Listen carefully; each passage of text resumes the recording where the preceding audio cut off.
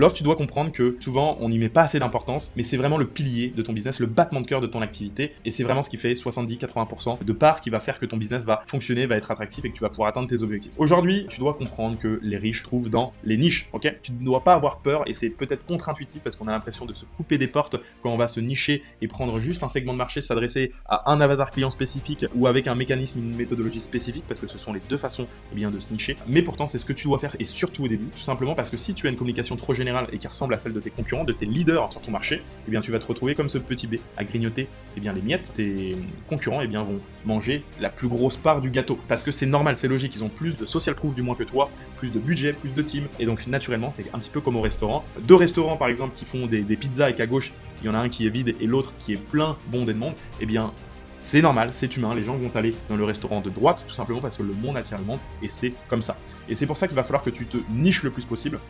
que tu as cherché et que tu deviennes leader dans un segment de marché à travers ton expérience, tes compétences, ce que tu veux faire également. C'est le croisement de ces trois choses-là qui va te permettre justement d'avoir un nouvel angle marketing à déployer et qui va te permettre de déployer une nouvelle offre sur le marché avec un angle marketing différent.